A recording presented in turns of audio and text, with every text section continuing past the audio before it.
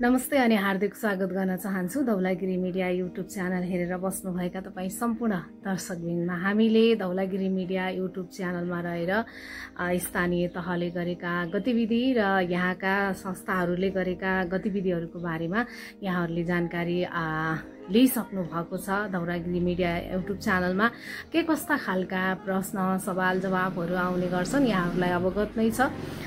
त्यसै अनुरूप आज हामी पर्वत जिल्लामै रहेर नेपाल रेड क्रस सोसाइटी जिल्ला शाखा पर्वतमा उपस्थित छौं र यहाँ हामीले पछिल्लो समयमा विपद व्यवस्थापन कोभिडको समयमा नेपाल रेड क्रसले जहिले पनि अहम भूमिका निर्वाह गरेको हुन्छ। के छ यहाँको अवस्था, नेपाल रेड क्रस सोसाइटीले के गरिराखेको छ, यिनै विषयवस्तुमा रहेर तपाईको साथमा हामी उपस्थित भइसकेका छौं। म कार्यक्रम सञ्चालिका विष्णु र मसँग आज अतिथि हुनुहुन्छ नेपाल रेड क्रस सोसाइटीका केन्द्रीय सदस्य तथा जिल्लामा तेस्रो पटक सभापतिको रूपमा दौडिँदै हुनुहुन्छ। तेस्रो कार्यकाल पक्कै पनि पहिलो दोस्रो र तेस्रो हुने बेलासम्म मान्छे चाहिँ सबैको लोकप्रिय नभइकन तेस्रो पटक चाहिँ सभाध्यक्ष भइदैन। त्यही अनुरूप हामीले के गर्दै हुनुहुन्छ त जिल्ला रेड क्रस सोसाइटी पर्वत शाखाले, यही विषयवस्तुमा आज हामीसँग हुनुहुन्छ नेपाल रेड क्रस का केन्द्रीय सदस्य तथा जिल्ला सभापति रुद्र बहादुर रिमालज्यूसँग हामी कुराकानी गर्छौं। धेरै पहिलादेखि उहाँसँग कुराकानी गर्ने भनेर जमर्को गरिराखेका थियौं, तर संयोगवश कहिले के हुने, कहिले उहाँ बिजी हुने, कहिले म बिजी हुने, त्यस्तै आज पनि बिजी नै हुनुहुन्थ्यो। भोलि मात्र उहाँहरूको कार्यक्रम रहेछ। त्यो कार्यक्रमको बावजुद पनि हामीलाई समय दिनु भएको छ। यहाँलाई हार्दिक स्वागत गर्न चाहन्छु। नमस्कार। सर्वप्रथम कार्यक्रम सञ्चालिका हाम्रो वरिष्ठ पत्रकार म्यामलाई धन्यवाद पनि दिन चाहन्छु र आभार व्यक्त गर्न चाहन्छु र समस्त मिडियामा संलग्न सम्पूर्ण महानुभावहरूप्रति पनि म हार्दिक कृतज्ञता जाहेर गर्न चाहन्छु। अब आज के गर्दै हुनुहुन्छ अब रेड क्रस सोसाइटीमा, यति बेला के कामहरू गर्दै हुनुहुन्छ? होइन, वर्तमानदेखि अहिलेसम्म भूतदेखि वर्तमानसम्म हामीले सबै कुराहरू गरौँ भन्ने हाम्रो धेरै समय लाग्ला। तथापि एउटा संक्षेपमा के भन्न चाहन्छु भने म 2072 सालमा पहिलो पटक सभापतिमा निर्वाचित भए। म पर्वत जिल्ला शाखाको सभापतिमा 2072 सालदेखि अहिलेसम्म तेस्रो पटक म सभापतिमा विराजमान छु र अहिले म केन्द्रीय सदस्य पनि छु। अब यो बीचमा धेरै विपदका घटनाहरू पनि घटे, महामारीहरू पनि आए। 2072 सालमा मैले चाहिँ यो पदमा रहिरहँदाखेरि 2072 वैशाख 12 गते नेपालमा ठुलो भूकम्प गयो र यो भूकम्पले गर्दा देशमा धेरै धनजनको क्षति भयो र यो सर्वविदितै कुरा हो। र हाम्रो पर्वत जिल्लामा पनि जनको क्षति भएन, धनको प्रशस्त हाम्रो क्षति भयो। धेरै घरबार विहीन हुनुभयो र त्यही बेलामा मैले काम गर्ने मौका पाएँ। म र मेरो चाहिँ कार्य समितिमा रहेका सम्पूर्ण र उपशाखा रहनुभएका सम्पूर्ण सभापति लगायत सम्पूर्ण साथीहरू पनि त्यसमा लाग्नुभयो उद्धार कार्यमा। त उद्धार कार्यमा लाएर हामीले एउटा प्रशंसनीय कार्य गरे जस्तो हामीलाई लाग्छ। त्यसपछि फेरि लगत्तै कोभिडको महामारी आयो र यो कोभिड पेन्डेमिकले गर्दाखेरि हाम्रो जिल्ला पनि धेरै प्रभावित भयो र यहाँ धेरैजनाको ज्यान पनि नखोलो। त्यसकारणले त्यसपछि हाम्रा यी बाढी पहिरो इत्यादि मनसुनका कारणले हुने क्षति त यो त वर्षेनी हाम्रो पहाडी इलाका भएको हुनाले र हाम्रो दलदल एरियाहरू धेरै भएको कारणले पनि हाम्रो बाढी पहिरोबाट धेरै क्षति हुने गरेको छ। धेरै वर्ष जस्तो गत साल मात्रै हामीका सानातिना घटनाहरू घटे, त्यति ठुला घटना घटेनन्। तर त्योभन्दा अगाडि हाम्रो धेरै मानिसहरूको पनि क्षति भयो र धनको पनि क्षति भयो र त्यस किसिमले हामी अहिले हामी यही विपद व्यवस्थापनको पूर्व तयारी कार्यक्रममा लाग्नेको पूर्व सन्ध्यामा थियौँ आज। किनभने हामीले पूर्व तयारीका पुस्तिकाहरू पनि तयार गरेका छौँ र हामीले कार्यक्रम पनि गरिसकेका छौँ।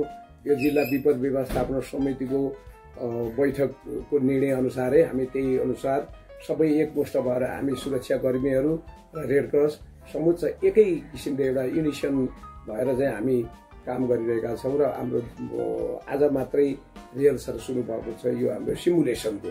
यो विपद व्यवस्थापन अन्तर्गत अब यो अहिले त बाढी पहिरोको चाहिँ प्रकोप बढी हाम्रो जिल्लामा हुने भए हुनाले हामीले यो मनसुनबाट चाहिँ मनसुन जन्ने कारणले हुन सक्ने पोटेन्सियल डेन्जरलाई चाहिँ हामीले ध्यानमा राखेर अहिले यो मोदी गाउँपालिकाको वडा नम्बर 2 स्थित एउटा स्पोर्टलाई हामीले रोजेर त्यही नेपाली सेना, सशस्त्र प्रहरी बल अनि नेपाल प्रहरी र नेपाल रेड क्रस सोसाइटी पर्वत जिल्ला समेत भएर हामीले चाहिँ एउटा कार्यक्रम गर्दैछौँ।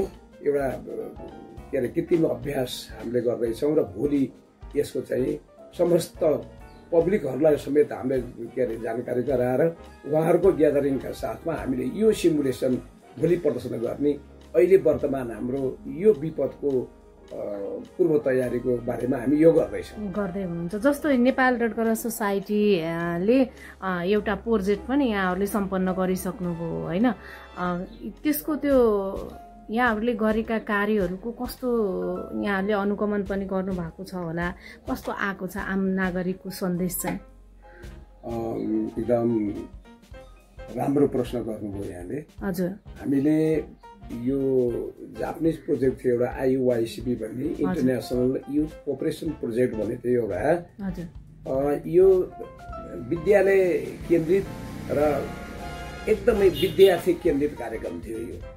त यो कार्यक्रमको मेन उद्देश्य भनेको साना बच्चाहरू जो विद्यालयमा अध्ययन गर्न जान्छन् त्यो अध्ययन गर्ने समयदेखिबाट उनीहरूको आनी बानीमा परिवर्तन गर्ने, स्वास्थ्यको बारेमा सिकाउने र कसरी अनुशासित बनिन्छ भन्ने कुरा नै मूल चाहिँ त्यसको उद्देश्य थियो। विद्यार्थीलाई, ती बच्चाहरूलाई अनुशासित गराउने, आनी बानीमा परिवर्तन गराएर उनीहरूलाई स्वस्थ रहन हामीले के अरे उहाँहरूलाई चाहिँ के अरे हामीले चाहिँ फिडब्याक गर्ने र ती बच्चाहरू मार्फत अनि फेरि आफ्ना अभिभावकहरू के अरे आफ्नो छिमेक टोल इत्यादिमा पनि त्यो किसिमको चाहिँ वातावरण तयार होस् भन्ने उद्देश्यले एउटा जापानिज रेड क्रसले हामीलाई एउटा प्रोग्राम दिएको थियो। त्यो प्रोजेक्टले हामी सबभन्दा पहिले मोदी गाउँपालिकामा हामीले वडा नम्बर 2, 3, 4 र 5 को एउटा विद्यालयमा हामीले केन्द्र बनाएर त्यहाँ हामीले कार्यक्रम चलायौँ। त्यो कार्यक्रम चलाउँदाखेरि त्यसको आउटपुट राम्रो आयो। त्यहाँको फेरि दोहोऱ्याउन त्यही ठाउँमा नपाइने एउटा जापानिज रेड क्रसको सर्कुलर अनुसार हामीले फेरि त्यही कार्यक्रम त्यहाँबाट चाहिँ अभिभावकहरूको पनि धेरै समर्थन आयो। त्यहाँका पब्लिकहरूले पनि त्यो स्वास्थ्यको उसमा जति जोडिएका छन् जस्तो खानेपानी, सरसफाइ, त्यसपछि गएर चाहिँ टोयलेटहरू यी सबै सफा गर्ने अनि त्यो वातावरणलाई शुद्ध राख्ने यो किसिमको जुन हाम्रो कार्यक्रम थियो, बच्चाहरू जति एग्रेसिभ भएर जति इच्छुक भएर काम गर्थे र त्यसले गर्दाखेरि राम्रो चाहिँ प्रभाव परेको बुझियो र त्यही गर्न फेरि नमिल्ने भएको हुनाले हामीले नयाँ ठाउँ फेरि जलजला गाउँपालिकाको वडा नम्बर 2, 3, 4, 7 र 8 हामी यतिवटा वडामा फेरि त्यहाँका विद्यालयहरू 28 वटा विद्यालयलाई केन्द्र बनाएर हामीले कार्यक्रम सञ्चालन गर्यौं। तर त्यसको चाहिँ समापन हुन अझ पनि बाँकी छ। जापानिज रेड क्रससँग हाम्रो कुराकानी भइरहेको छ, त्यो अलि अधुरै रहेको छ। त्यहाँ हामीले खानेपानीको मर्मत अनि त्यहाँबाट के अरे यी टोयलेटहरूको मर्मत, यी चर्पी कसरी सफा राख्ने, कसरी बाल मैत्री बनाउने, कसरी के अरे अपाङ्ग मैत्री, कसरी चाहिँ के अरे वातावरण शुद्ध गराउने भन्ने हामीले नै त्यही पहल गरे हुनाले त्यहाँ हामी धेरै परिवर्तन आएर त्यहाँको जनप्रतिनिधिहरू र समुच्च त्यहाँको अभिभावकहरू, विद्यालय स्टाफहरू सम्पूर्ण अत्यन्त प्रभावित भइराख्नु भएको छ र अहिले त्यसलाई पुरा गर्न हाम्रो बाँकी छ। जापानी रेड क्रससँग हाम्रो कुराकानी भइरहेको छ। आशा छ भविष्यमा हाम्रो बाँकी अवधि त्यहाँ काम गर्न पाइयो भने त्यहाँ राम्रै उपलब्धि हासिल गर्न सकिएला। जस्तो अब नेपाल रेड क्रस भनेको चाहिँ अब रगत जम्मा गर्ने र एम्बुलेन्स सेवालाई सेवा दिने भन्ने मात्रै केही मान्छेहरूले बुझ्नुहुन्छ र अन्य यसको उद्देश्य, यसको भिजन के छ अझ स्पष्ट पारिदिनुहोस् न। अब यो त के हो भने रेड क्रस जस्तो यो अन्तर्राष्ट्रिय संस्था हो। हजुर, यो हरेक नेसनल सोसाइटीहरूले त्यो जेनेवा महासन्धिमा जब हस्ताक्षर गर्छ यो प्रत्येक सरकारले त्यहाँ गएर सहमति जनाइदिनुपर्छ र अनि बल्ल त्यो राष्ट्रमा रेड क्रस लागू हुन्छ। र हाम्रो नेपालको पनि नेपाल सरकारको मन्त्री त्यहाँ गएर जेनेवा महासन्धिमा उहाँले हस्ताक्षर गरिदिएका कारणले ती भएका सबै कार्यक्रमहरू जस्तो IFRC अन्तर्राष्ट्रिय महासङ्घ अनि त्यसपछि गएर ICRC अन्तर्राष्ट्रिय समिति उनीहरूले के अरे मान्यता दिएको हुनाले अनि नेपालमा पनि के अरे यी कार्यक्रमहरू हाम्रो सञ्चालन हुन्छन्। अब यो IFRC र ICRCले हामीलाई सपोर्ट गरिरहेको छ, त्यही अन्तर्गत हो यो हाम्रा पनि कार्यक्रमहरू आउनु। अहिले मैले उल्लेख गरेको यो IYCB पनि त्यही अन्तर्गत हामीलाई प्राप्त भएको एउटा प्रोजेक्ट हो। त्यसैले अब योभन्दा बाहेक हाम्रो मेन चाहिँ रेड क्रसको त के हो भने विपद व्यवस्थापन पहिलो नम्बरमा हाम्रो आउँछ, विपद व्यवस्थापन गर्ने। त्यसपछि बिरामीको उद्धार गर्ने एम्बुलेन्स दोस्रो नम्बरमा। त्यसपछि गएर मानिसहरू अनायास रूपमा छटपटाएर रगतको अभावले कहीँ के अरे मान्छेले ज्यान गुमाउनु नपरोस् भन्ने उद्देश्यले एउटा रक्त सञ्चार केन्द्र पनि स्थापना गरेर चलाउने चाहिँ रेड क्रसको अर्को काम भयो। त्यसपछि गएर RFL भन्छ यो बेपत्ता परिवार र यो सम्पर्क हुन नसकेकाहरूलाई पुनर्स्थापना र सम्पर्क गराइदिने, स्थापित गराइदिने काम पनि हाम्रो उसले गर्छ। यो मेन कुरो के छ भने जस्तो नेपालमा नै एउटा चल्यो नि, जस्तो यो के अरे सरकार र माओवादीहरूको बिचमा चाहिँ जुन द्वन्द्व चलिरहेको थियो, यो द्वन्द्वको बेलामा चाहिँ हाम्रो रेड क्रसले काम गर्यो। त्यहाँ गएर बेपत्ता परिवारहरूलाई खोजी नीति गर्ने, दुवै पक्षलाई चाहिँ हामीले सम्पर्क गर्ने र त्यो पारिवारिक मिलन अथवा त्यो समाचार पुर्याइदिने र त्यसलाई के अरे हामीले समन्वय गरिदिने काम रेड क्रसको त्यो एउटा काम पनि हो। विपद व्यवस्थापन, एम्बुलेन्स सञ्चालन, रक्त सञ्चार, अनि त्यसपछि गएर पुनर्स्थापना, अनि गएर हाम्रो प्राथमिक उपचार फर्स्ट एडको काम पनि हाम्रो प्रमुख काम हो। त्यो पनि हामीले गरिरहेका छौँ। हामीले वर्षेनी तालिम दिन्छ हाम्रो उपशाखाहरूलाई, अनि उपशाखाका साथीहरू हाम्रा प्राविधिक हुनुहुन्छ, हाम्रा प्राविधिक मार्फत त्यो तालिम चल्छ त्यो। अनि त्यसरी हामीले प्राथमिक उपचार भनेकै सबभन्दा पहिले मान्छे चाहिँ केही दुर्घटनामा पर्छ अथवा एउटा घटना घट्छ, त्यो घटना घट्दाखेरि सुरक्षित ठाउँमा पुर्याउनु भन्दा पूर्व गरिने जुन उपचार हो त्यसको नामै प्राथमिक उपचार। त्यो काम पनि हाम्रो हुन्छ। यिनै नै अनि स्वास्थ्यको क्षेत्रमा अनि स्वास्थ्य र सरसफाइ र वातावरणीय चाहिँ शुद्धतालाई पनि हामीले चाहिँ हाम्रो प्राथमिकतामा राख्नुपर्छ। यो नै रेड क्रसका प्रमुख काम मध्येका कामहरू नै यिनै हुन्। जस्तो यहाँ चाहिँ अब 2 वर्षको कार्यकाल हुन्छ, 2टा कार्यकाल पुरा गरेर अर्को वर्षको पनि रनिङमा हुनुहुन्छ, दौडानमा हुनुहुन्छ। एकदमै लोकप्रिय नभइकन 2 पटक र तेस्रो पटक पनि यहाँले सभाध्यक्ष पाउनु भएको छ, सभापति जस्तो पद। र यहाँलाई अब चुनौती पनि छन् होला नि, होइन? कतिको चुनौती? धेरै छ नि चुनौती। जस्तो हाम्रो कार्यालय सञ्चालन गर्नु पर्यो, कार्यालय सञ्चालन गर्दा कर्मचारीहरूको आवश्यक परिहाल्ने भयो। अनि जस्तो एम्बुलेन्स चलाउँछ, त्यो एम्बुलेन्स चालक चाहियो। रक्त सञ्चार चलाउनु पर्यो, त्यो रक्त सञ्चालन गर्ने एउटा प्राविधिक चाहियो।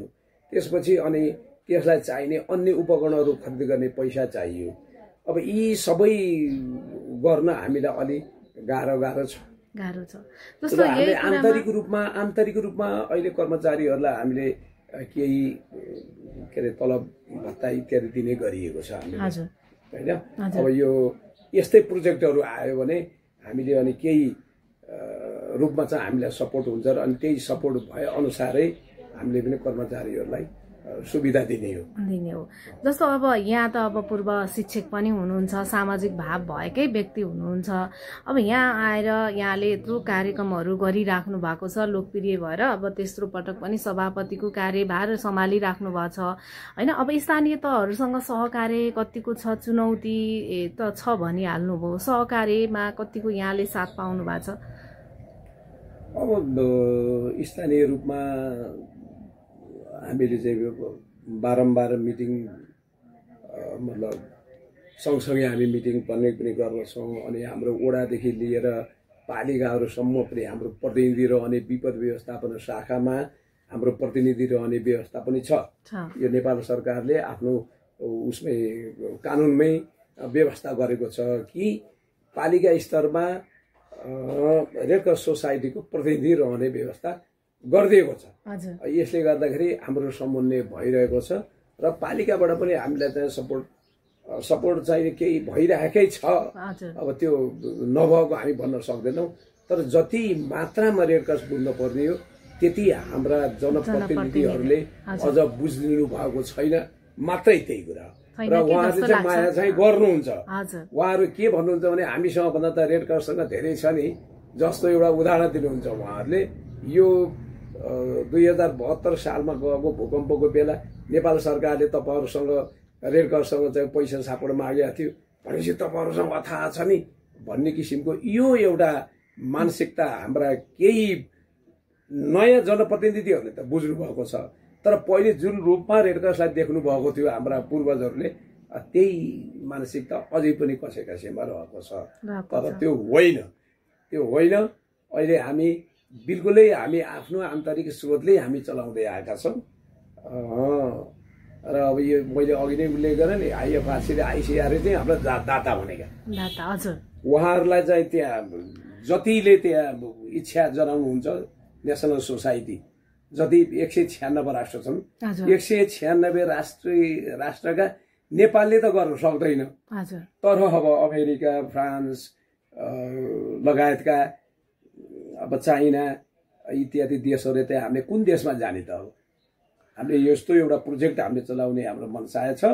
तपाईँहरूले एउटा देश के अरे हामीलाई दिनु पर्यो। ल यो एजुकेसनल भन्नुहोस् अथवा हेल्थको सेक्टरमा भन्नुहोस् अथवा डिजास्टरको क्षेत्रमा अथवा यो के अरे आरएफएलको क्षेत्रमा, फर्स्ट एडको क्षेत्रमा, अब कुन क्षेत्रमा हो उहाँहरूले दिने त्यो नेसनल सोसाइटीले। अनि त्यो ग्राफ्स गर्छ अनि आइएफआरसीले हामीलाई पठाइदिने नेसनल सोसाइटीमा, हाम्रो केन्द्रमा।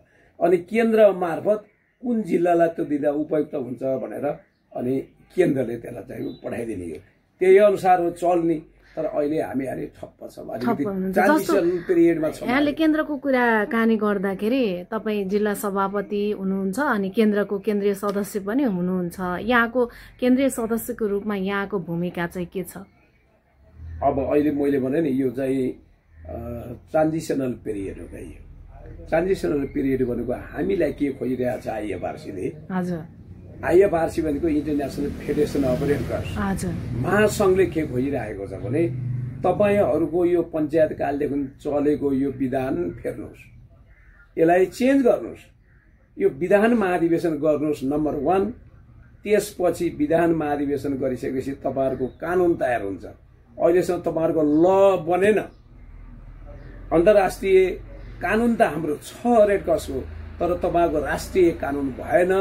त्यही राष्ट्रिय कानुन नभएको कारणले नेपाललाई हामी अलि अड्कल्न पर्ने भयो भन्ने किसिमको आइएफआरसीले भएको हुनाले अब मैले के भन्छु भने यो 11, 12, 13 आषाढ 11, 12, 13 3 दिन विधान महाधिवेशन गर्ने भनेर हामीले अस्ति केन्द्रीय समितिको बैठकले निर्णय गरेका छौँ। अब यो महाधिवेशन गरिसकेपछि अब यो 2 वर्ष पदावधि पनि 1 वर्ष नयाँमै गयो, 1 वर्ष चाहिँ फेरि आगामी अधिवेशन गर्नु तयारीमा गयो।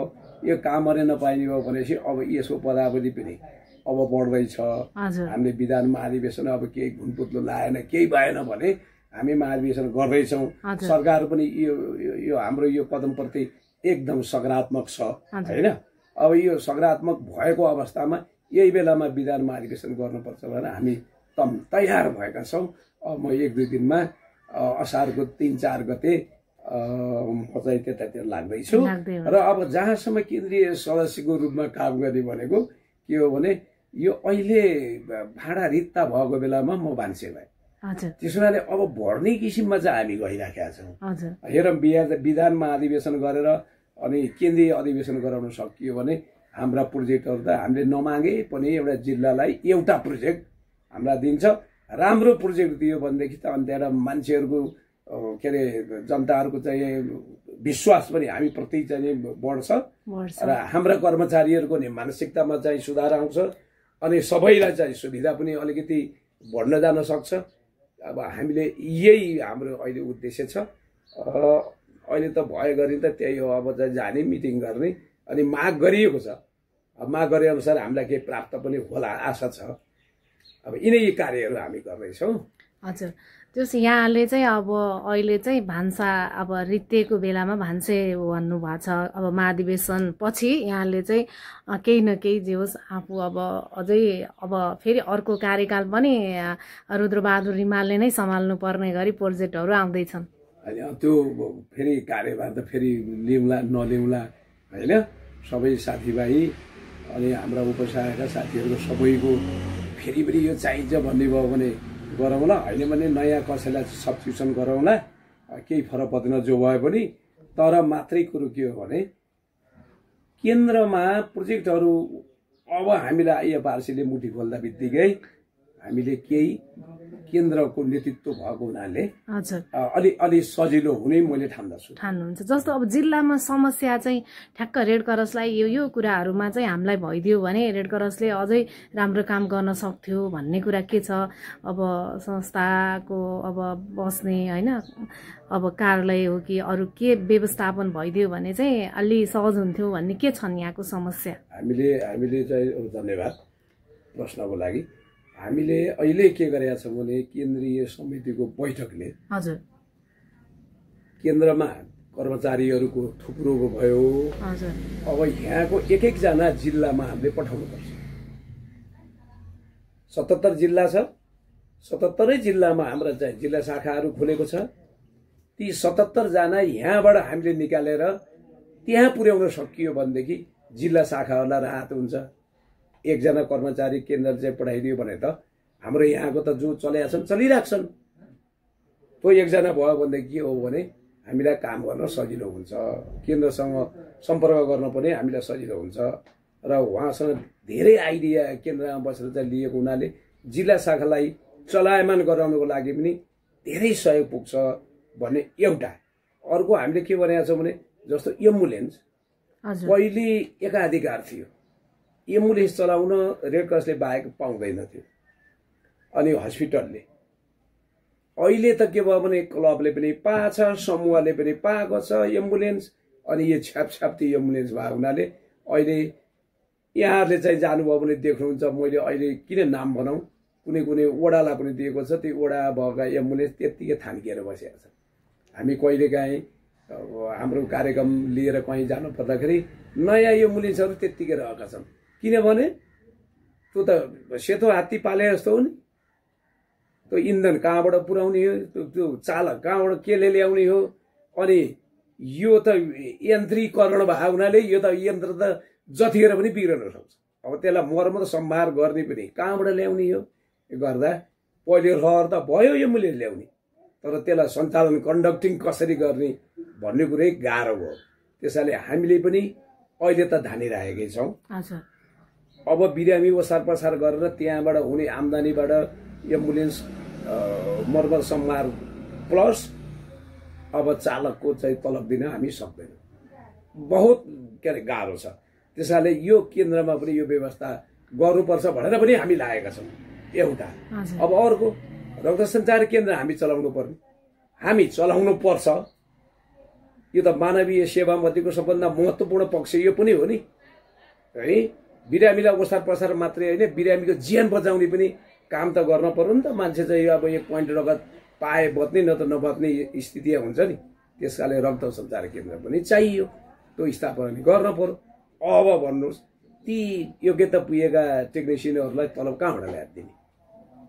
हामीले झ्याममा चाहिँ नेपाल सरकारले निर्धारण गरे अनुसारको तल भत्ता दिन पाउने भनेदेखि स्वच्छन्द रूपले होइन आफैदेखि रमाएर चाहिँ काम गर्नुहुन्छ नि उहाँहरूले।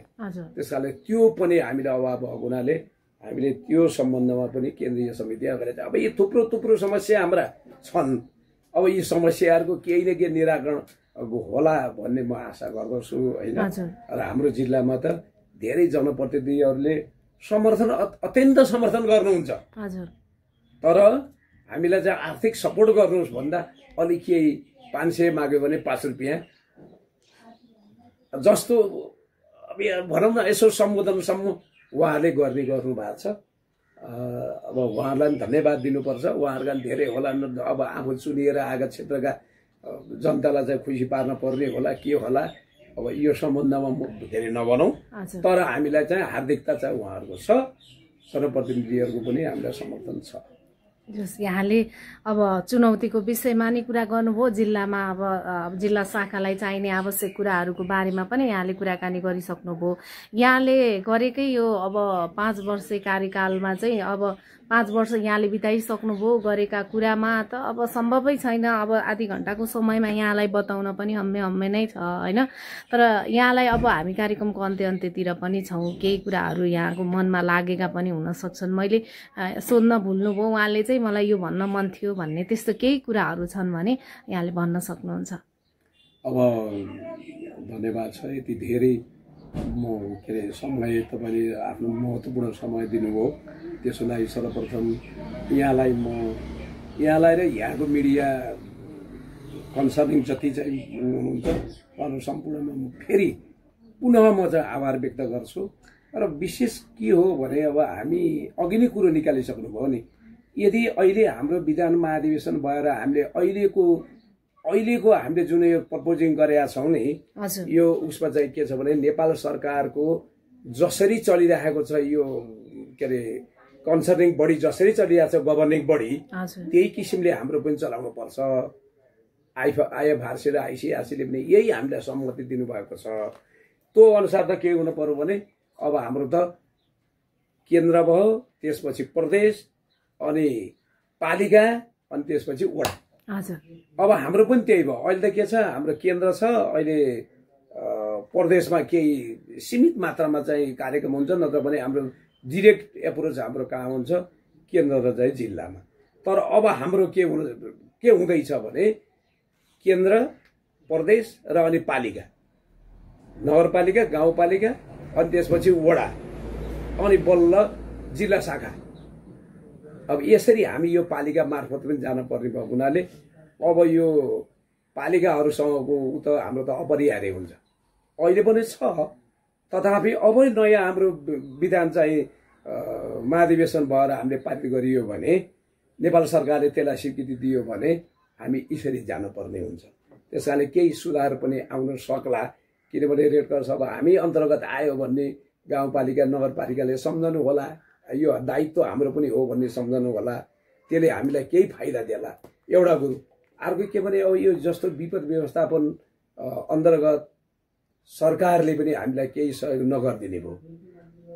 रेड क्रस आफैमा विपद व्यवस्थापन गर्ने चाहिँ स्वायत्त संस्था भएको हुनाले उहाँहरूको आफ्नै किसिमले गर्नुपर्छ भन्ने भएको हुनाले अहिले नेपाल सरकारले पनि हामीलाई विपद सम्बन्धी जस्तो सामानहरू, उद्धार सामग्रीहरू चाहिन्छ, त्यसपछि चाहिँ गैर खाद्यान्न केही हामीसँग गैर खाद्य सामग्रीहरू छ, तर खाद्यान्नहरू पनि प्राप्त हुन पर्यो नि। मान्छेलाई उद्धार मात्रै गरेर लिएर गएर चौराला र एउटा के अरे ब्ल्याङ्केट र दिएर त्रिपाल दिएर मात्रै त काम हुँदैन नि, त्यहाँ त खान पनि पर्यो, उनीहरूको सुरक्षा पनि चाहियो। त्यो एउटा खाद्यान्नको पनि व्यवस्था गरिदिने चाहिँ हामीलाई चाहिँ हुनुपर्ने यो नेपाल सरकारसँग त हामीले बारम्बार भनेकै पनि छौँ, माग गरेकै छौँ, केन्द्र मार्फत जिल्लाबाट पनि यो गरेका छौँ। र अब अरू यो रक्त सञ्चार केन्द्रलाई यो प्रदेशले अथवा अब यी पालिकाहरूले सम्बन्धित नगरपालिका जस्तो हाम्रो यहाँ छ नि रक्त सञ्चार नगरपालिकाले हाम्रो एउटा प्राविधिक चाहिँ पालिदिने हो भने प्राविधिक उहाँहरूले नै तलब भत्ता दिएर उहाँहरूले नै चाहिँ त्यसको व्यवस्थापन गरेर काम यहाँ चाहिँ गरिदिने हो भनेदेखि एकदम सुलभ हुन्छ नि। त्यो ठुलो कुरो पनि होइन, फेरि नगरपालिकाको गाउँपालिका लागि यति धेरै ठुलो कुरो पनि छैन नि त। अब यो व्यवस्था होस् भनेर हामी गराएका छौँ। यो हुन पनि पर्छ र तपाईहरु जस्तो यो मिडिया कर्मीहरूले यस्ता कुराहरू चाहिँ बाहिर लैदिने जुन अहिले प्रयास गर्नुभयो नि धेरै धेरै धन्यवाद छ। हामीले कसरी रक्त सञ्चार चलाएका छौँ यो बारे कुरा गर्दै जाने भने अझ आधा घण्टा 1 घण्टा लाग्ला। तर हामी कठिनाइमा छौँ मात्रै, संक्षेपीकरणमा हामी कठिनाइमा छौँ। यो पालिकाले यसको चाहिँ ओनरसिप लिइदियो भने कुष्मा नगरपालिकाले अर्थात् 7वटा हाम्रा पालिकाहरू छन्, 7 पालिकाले कति नभए पनि 1-1 लाख रुपियाँ हालिदियो भने के हुन्छ? त्यसको एउटा चाहिँ फन्डिङ गर्यो, त्यो फन्डबाट चाहिँ ब्याज आउँछ। अनि अहिले हामीले कसरी चलाएको छ त्यो माथि त्यो थप दिन सकिन्छ, एउटा विकल्प। अर्को भनेको के भनेदेखि सम्बन्धित पालिकाले प्राविधिक आफ्नो चाहिँ स्वास्थ्य शाखा दरबन्दी राखेर चाहिँ गरिदियोस्। त्यो गरिदियो भने पनि के अरे राम्रो हुन्छ नि। हजुर हो। त्यो यही कठिनाइहरू छन् के अरे। अब हाम्रो यो एम्बुलेन्स चलाउन नि गाह्रै छ, अघि नै भनिसकेँ मैले हैन। यहाँले चाहिँ अब पोर्ट्रेट पनि आउँदैछ महाधिवेशनपछि भन्नुभएको छ, जस्तो यहाँले चाहिँ अब कोर्डिनेसन गरेर अब 7वटा पालिकाका जनप्रतिनिधिसँग बसेर यो विषयमा छलफल गर्न पनि सक्नुहुने भयो, प्रयास त गरिसक्नु भएको थियो होला। प्रयास गरिकन हामी बैठक पनि 2-3 पटक बसिसकेकै हो। हजुर। र यो बारम्बार हाम्रो जिल्लामा विपद व्यवस्थापनमा सबै पालिका प्रमुखहरू र प्रशासकीय प्रमुखजीहरू पनि आउने भयो हुनाले यी कुरा चाहिँ प्रशस्त मात्रामा एउटा केही पनि एक रति पनि बाँकी नराखिकन हाम्रो यो कुरा चाहिँ एप्रोच गरेका छौँ हामीले। तर उहाँहरूले चाहिँ कति एसिमुलेट गर्ने नगर्ने भन्ने कुरो उहाँहरूमा निर्भर भयो। अब गरिदिनु होला, कुनै दिन हाम्रो पुकार सुनिदिनु होला।